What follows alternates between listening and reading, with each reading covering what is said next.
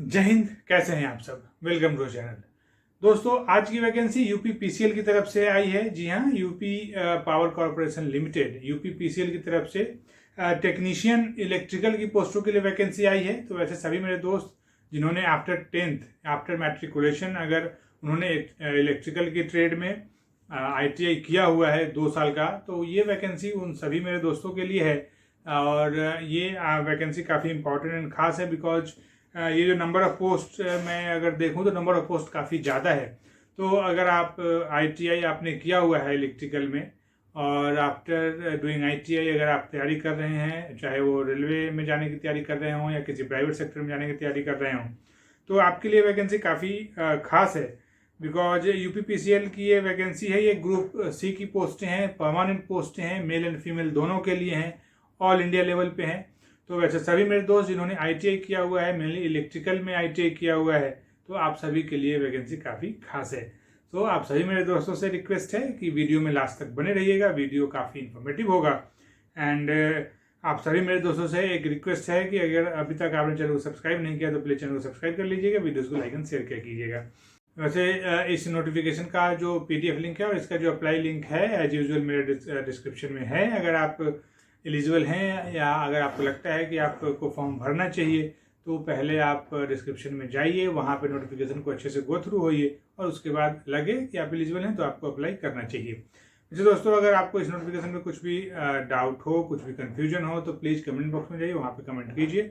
मैं यहाँ पे हूँ आपके सारे क्वेरी का आंसर देने के लिए। तो दोस्तों, आज के इस वीडियो में यूपी पीसीएल की ये जो वैकेंसी आई है for the post of technician electrical, इसी वैकेंसी पे डिटेल में बात करेंगे, कंप्लीट जानेंगे। आपको जो भी इंपॉर्टेंट बातें हैं इस नोटिफिकेशन की जो कि आपको फॉर्म फिल करने से पहले पता होनी चाहिए, वो सारी बातें आपको बताऊंगा।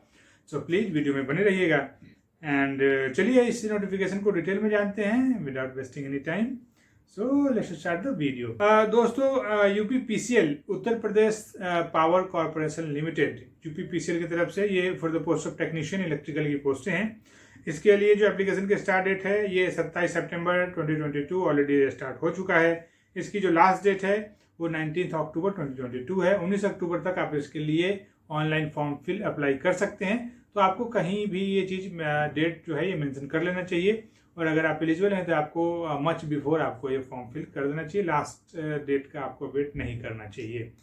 वैसे दोस्तों, अगर इसकी एग्जाम डेट की बात करें तो यूपी पीसीएल की तरफ से एग्जाम का जो टेंटेटिव डेट है वो भी या जो मंथ है वो बता दिया गया है। इसका जो एग्जाम होगा ये आपके नवंबर लास्ट वीक में, नवंबर 2022 में यूपी पीसीएल एग्ज़ाम ले लेगी। तो अगर यूपी पीसीएल की बात करूं तो अगर सब कुछ ठीक ठाक रहा तो आपका एग्ज़ाम भी नवंबर लास्ट वीक तक हो जाएगा। तो आपको अभी से ही इसके लिए प्रिपरेशन शुरू कर देना चाहिए। अगर इसके एज की बात करूं तो वैसे सभी मेरे दोस्त जो जिनकी minimum age 18 years and maximum 40 years है वो सभी एलिजिबल हैं इस पोस्ट के लिए फॉर्म अप्लाई करने के लिए। ये जो एज का क्या है कैलकुलेशन, ये एज ऑन 1 जनवरी 2022 करना है। और ये जो एज मैंने आपको बताया ये फॉर द कैटेगरी यूआर या जनरल की बात कर रहा हूँ मैं। वैसे सभी मेरे दोस्त जिनको एज में रिलैक्सेशन मिलता है तो रिलैक्सेशन इसमें भी अवेलेबल है, वो रिलैक्सेशन अवेल कर सकते हैं। वैसे दोस्तों, अगर इसके एजुकेशन क्वालिफिकेशन की बात करूं तो जैसा कि मैंने आपको पहले बताया कि आफ्टर मैट्रिकुलेशन या आफ्टर 10th अगर आपने 2 इयर्स का आईटीआई किया हुआ है इन इलेक्ट्रिशियन और इलेक्ट्रिकल और जो भी इलेक्ट्रिकल का एक और पार्ट है उसमें जो किसी भी इंस्टीट्यूट से जो कि रिकॉग्नाइज्ड हो, एनसीवीटी या एससीवीटी से मान्यता प्राप्त हो या रिकॉग्नाइज्ड हो, तो आप इसके लिए फॉर्म अप्लाई कर सकते हैं। एनसीवीटी का मतलब होता है national certificate for vocational training and SCVT का मतलब होता है state certificate for vocational training. तो इससे एफिलिएटेड किसी भी इंस्टीट्यूट से अगर आपने 2 साल का इलेक्ट्रिकल में या इलेक्ट्रीशियन में अगर आपने आईटीआई किया हुआ है तो आप इसके लिए एलिजिबल हैं, आप इसके लिए फॉर्म अप्लाई कर सकते हैं। अच्छा दोस्तों, अगर इसके नंबर ऑफ पोस्ट की बात करूं तो जैसा कि मैंने आपको पहले बताया कि नंबर ऑफ पोस्ट काफ़ी अच्छा खासा है। जो टोटल नंबर ऑफ पोस्ट है वो 891 है। 891 पोस्टों के लिए वैकेंसी आई है।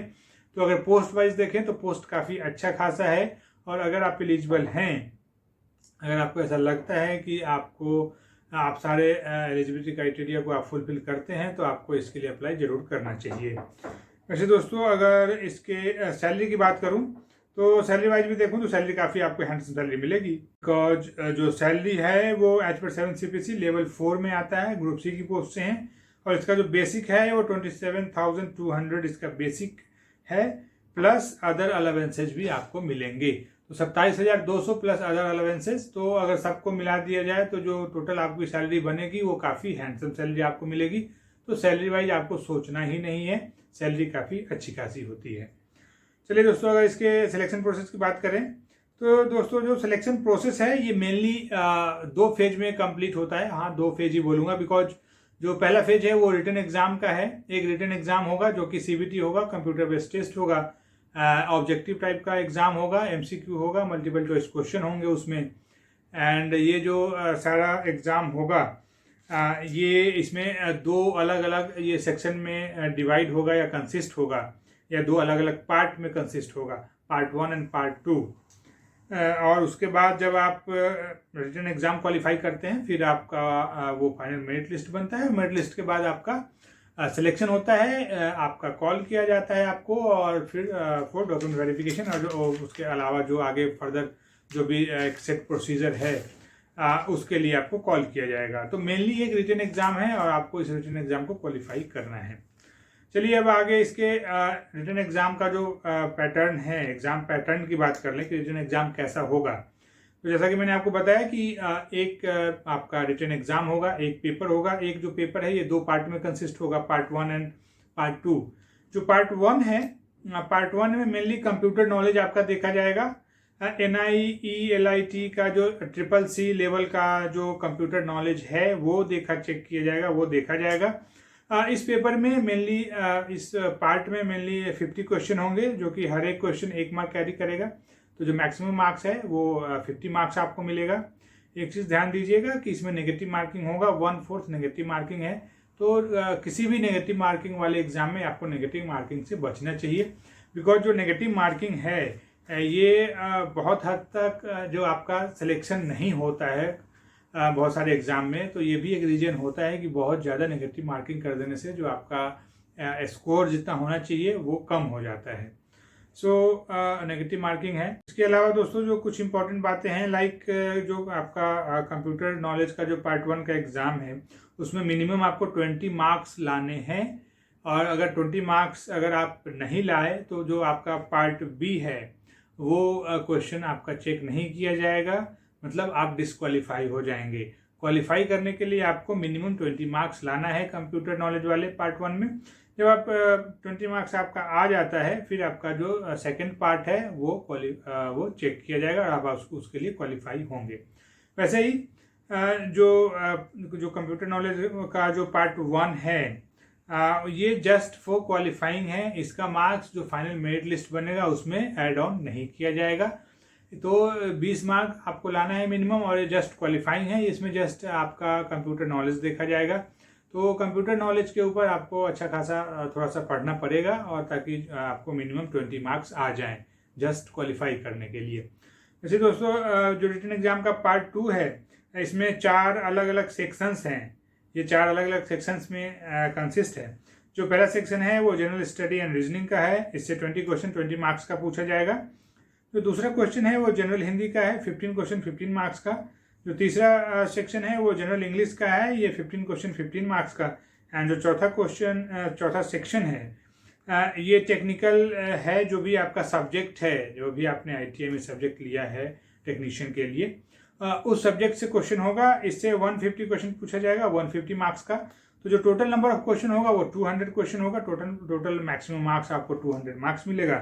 एंड इसमें भी ये नेगेटिव मार्किंग है, ऑब्जेक्टिव टाइप का क्वेश्चन पूछा जाएगा, MCQ होगा, इसमें नेगेटिव मार्किंग है। तो नेगेटिव मार्किंग से आपको बचना चाहिए और अटैम्प्ट नहीं लेना चाहिए। वैसे ही जो आपका मेरिट लिस्ट होगा ये ओनली जो सेकेंड पार्ट है जिसमें 4 अलग अलग सेक्शंस कंसिस्ट हैं, इसके ऊपर डिपेंड करता है आपका सिलेक्शन होना। तो जो आपका टेक्निकल पार्ट वाला जो सेक्शन होगा जिससे 150 क्वेश्चन पूछा जाएगा, ये सबसे ज़्यादा मायने रखता है। तो आपको आपका जो पार्ट है, जो आपका सब्जेक्ट है, वो काफ़ी स्ट्रांग होना चाहिए, क्योंकि 150 क्वेश्चन उससे पूछे जाएंगे तो उसमें आप ज़्यादा स्कोर कर सकते हैं। वो आपका एक स्ट्रांग पॉइंट है।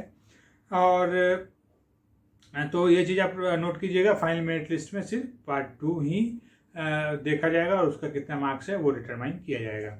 इसके अलावा इसके अगर एप्लीकेशन फ़ी की बात करूं तो जो भी मेरे दोस्त जो SC/ST ऑफ यूपी स्टेट, मतलब यूपी से जो भी SC और ST बिलोंग करते हैं उनके लिए 826 रुपीज़ है।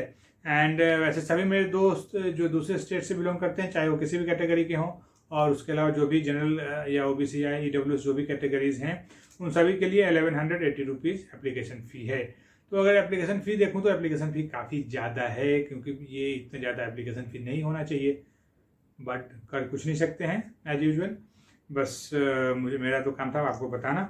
सो दोस्तों, UPPCL के इस नोटिफिकेशन की जो भी इम्पोर्टेंट बातें थीं, ये सारी बातें मैंने आपको बताई हैं। ये जो CBT आपका होगा ये 3 घंटे का होगा। 3 घंटे में पार्ट 1 एंड पार्ट 2 मैंने आपको बता दिया, ये सारी चीज़ें आपको बता दी, इसकी सैलरी बता दी, सिलेक्शन प्रोसेस बता दिया। तो आई थिंक जो भी इंपॉर्टेंट बातें थी UPPCL की इस नोटिफिकेशन की, ये सारी बातें मैंने आपको बता दी हैं।